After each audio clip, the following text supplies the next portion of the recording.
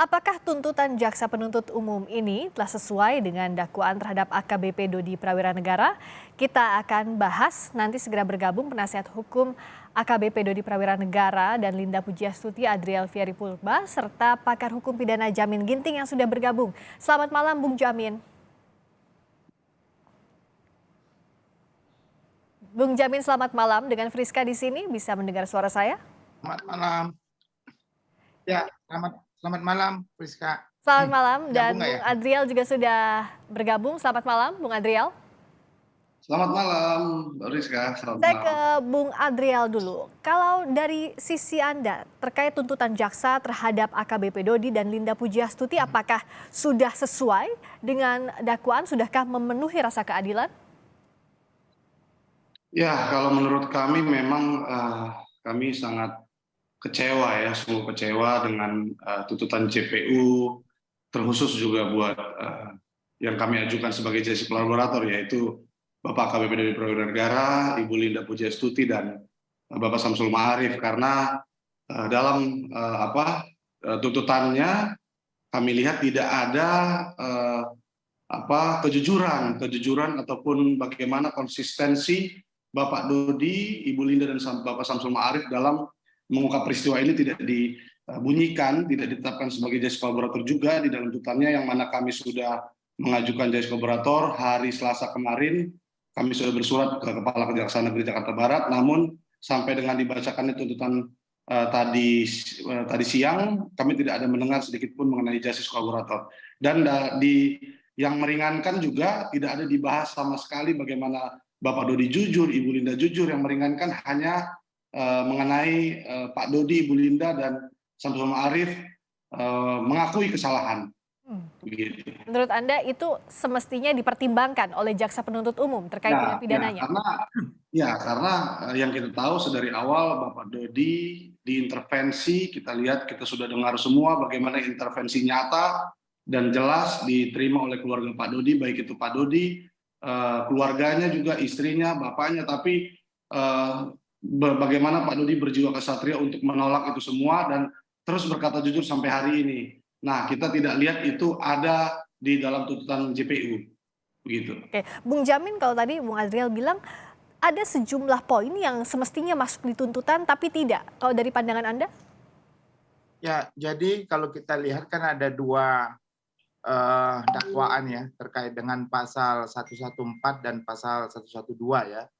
Sebenarnya kalau kita lihat konstruksinya itu dia itu kalau dari Dodi dan juga dari teman-teman yang lain memang konstruksinya adalah menjual dan menawarkan, kan begitu kan konstruksinya, bukan menguasai. Nah, ini yang agak sedikit berbeda nantinya dengan Pak Teddy Minahasa. Kalau Teddy Minahasa kemungkinannya bisa juga dia menguasai tapi tidak menjual kalau dia tidak ada konstruksi memerintah dalam konteks pemerintahan untuk melakukan penjualan.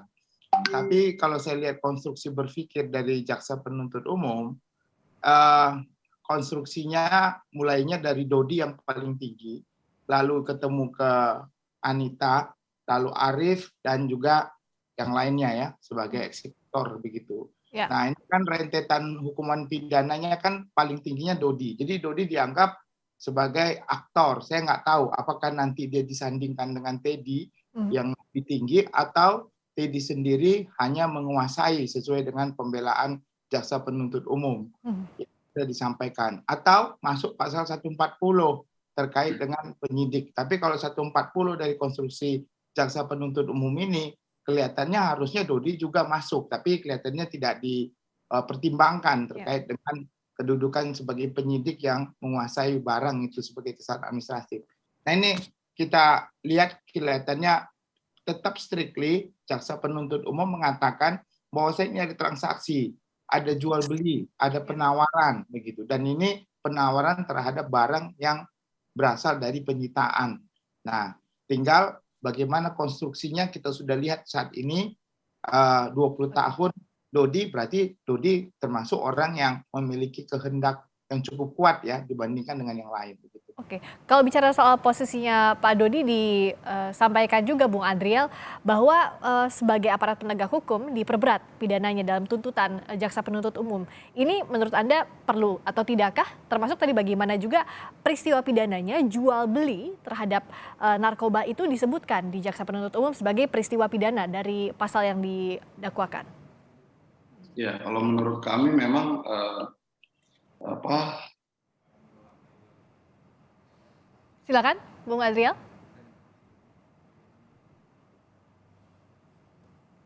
Bung Adriel,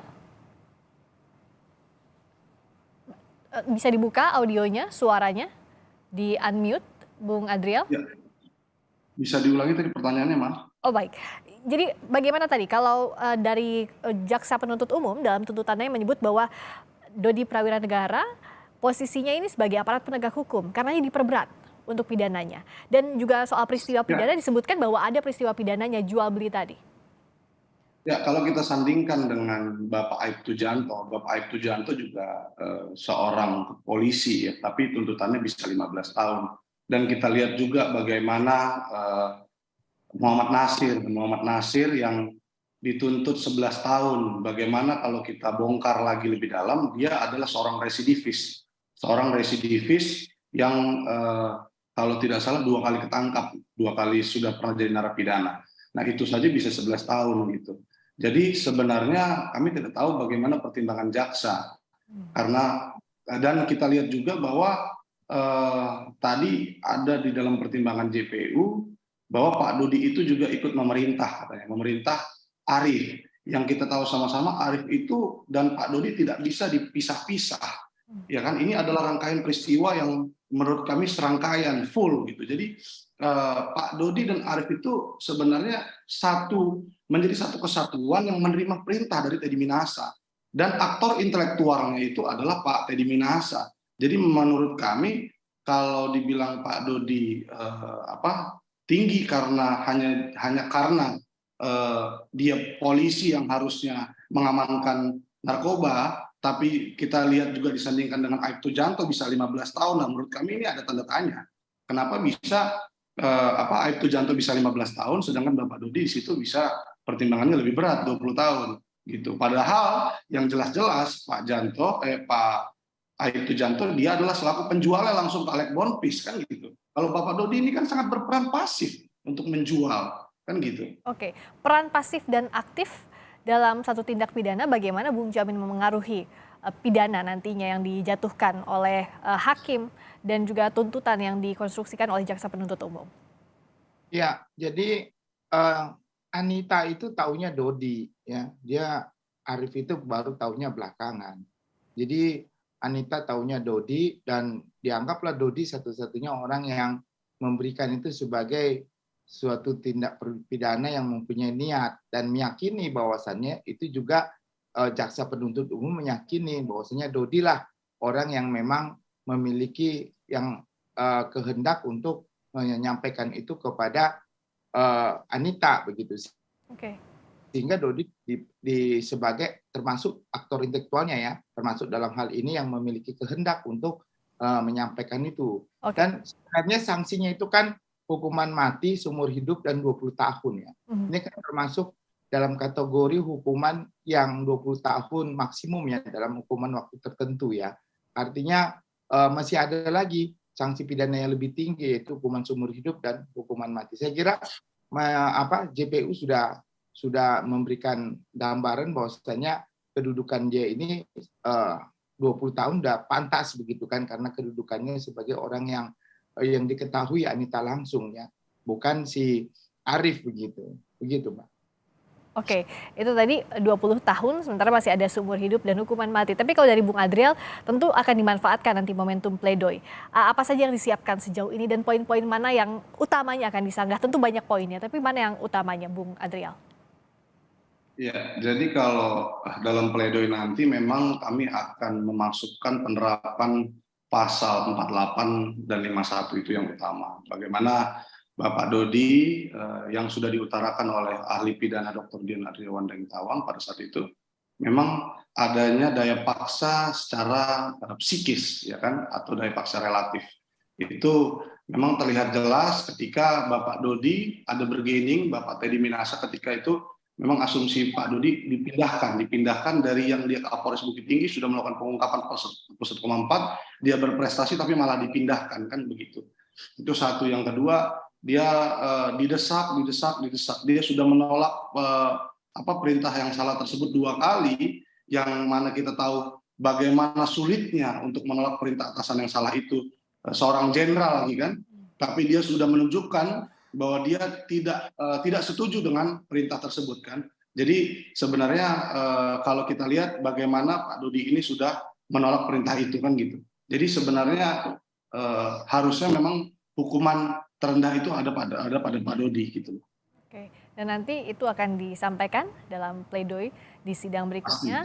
Terima kasih atas waktunya bergabung di Sapa Indonesia Malam, penasihat hukum AKBP Dodi Prawira Negara dan Linda Pujastuti Adriel Fiari Purba dan pakar hukum pidana Jamin Ginting. Selamat malam.